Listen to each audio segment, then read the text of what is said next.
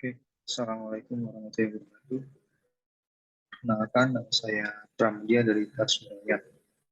Akan mempresentasikan hasil kerja ujian praktik domain reinforcement learning. Pada video kali ini saya akan menggunakan algoritma K-learning dengan judul Simple K-learning.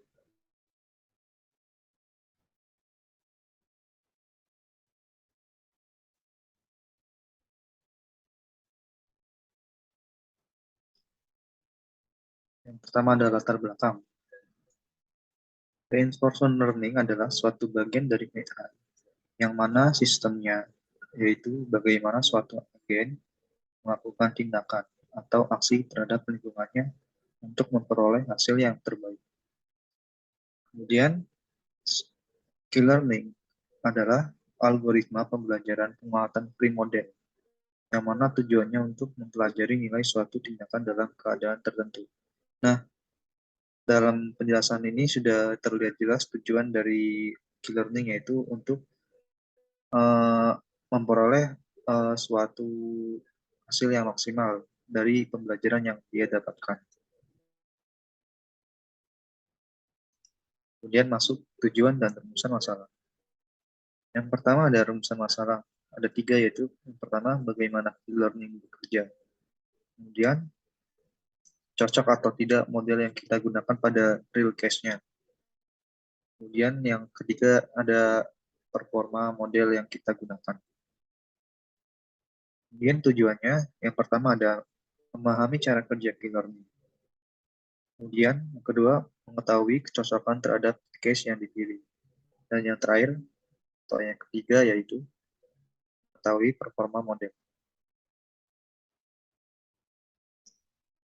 Selanjutnya masuk ke teori algoritma. Teori algoritma di sini saya akan jabarkan secara sederhana saja. Pada key learning ada 4 langkah atau elemen. Yang mana 4 langkah tersebut yang pertama yaitu ada current state. Kemudian yang kedua menentukan nilai key yang terbesar setelah mencari current state. Kemudian yang ketiga setelah mencari nilai key yang terbesar kita akan menentukan next stage. Dan kemudian yang terakhir atau yang keempat kita akan mengulangi langkah kedua dan ketiga, yang mana eh, pengulangan tersebut akan terus dilakukan sampai tercapainya tujuan atau goals-nya.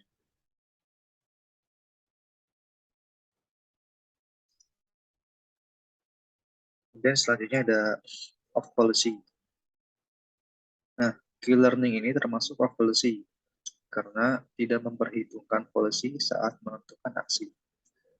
Setelah mengobservasi reward dari stage selanjutnya dan mengupdate key tabelnya, key learning fokus dalam mencari kemungkinan maksimal reward yang bisa didapatkan.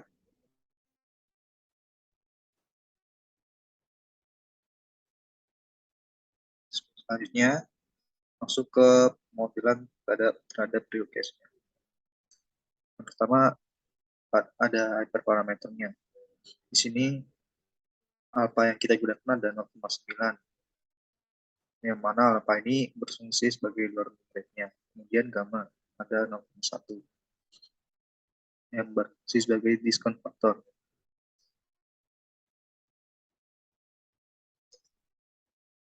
Kemudian selanjutnya, ini ada epsilon nolnya, kita tentukan 1 dan epsilon akhirnya 0,1. Dan yang sebelah kanan ini adalah tampilan atau visualisasi dalam bentuk diagram.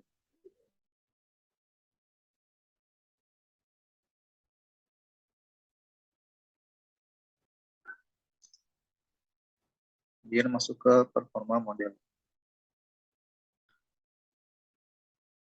Di sini kita telah jabarkan, di sini ada range yang kita pakai 1000. Kemudian total rewardnya sama 0 dan sama pas.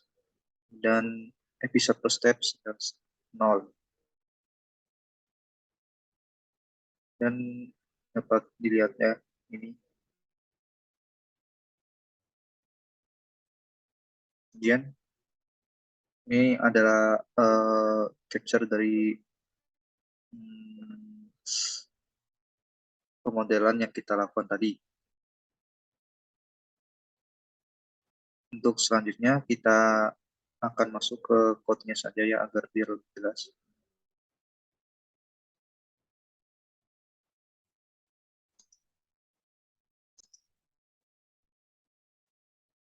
Kita sudah masuk ke code-nya.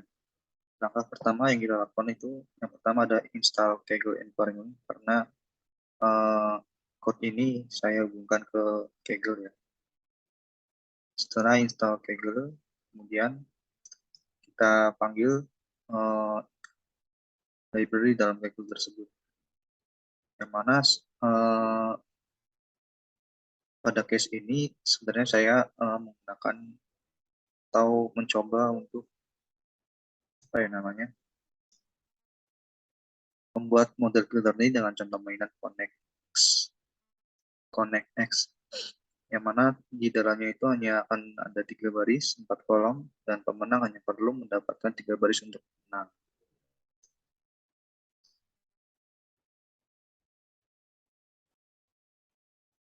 Kemudian ini ada seperti biasa, import library-nya ada nanti dan matplotlib,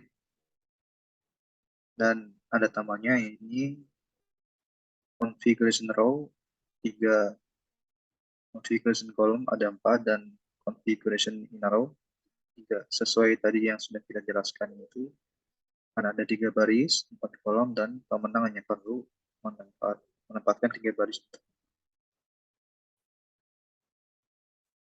Nah, untuk key learning, saya memerlukan key table. Key table akan saya jelaskan secara singkat saja. Key table adalah matriks yang memetakan setiap keadaan yang mungkin untuk setiap tindakan yang mungkin. Ada 4 tindakan, sehingga matriks akan memiliki 4 kolom. Untuk baris, ini sedikit lebih rumit. Papan yang saya desain memiliki 3 baris dan 4 kolom, yang mana akan menjadi 12 kotak.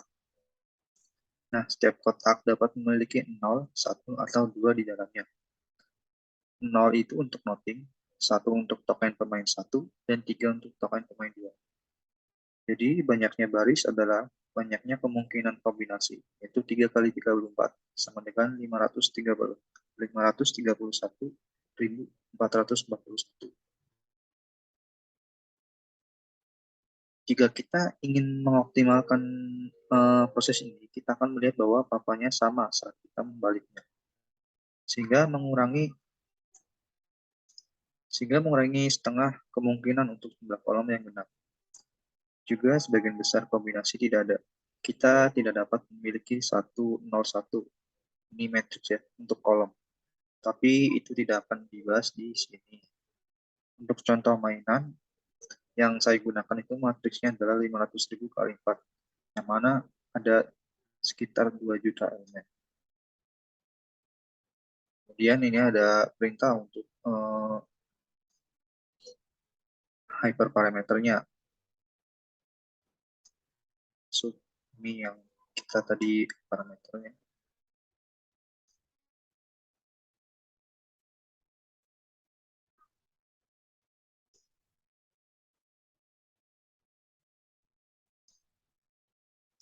Nah, ini ada hasil train yang pernah kita lakukan.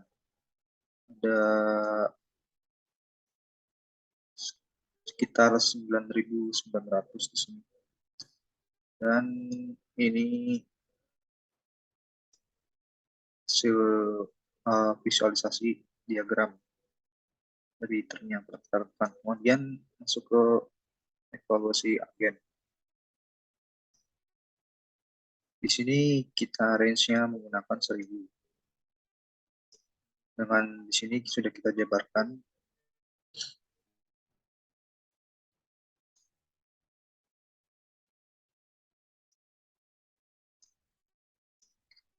Kita lihat ini Ada banyak sekali hasil yang setelah kita evaluasi. Cukup lama bagi saya untuk mentrain model ini, karena mungkin perangkat saya kurang kurang bagus ya. Jadi cukup lama untuk mentrainnya.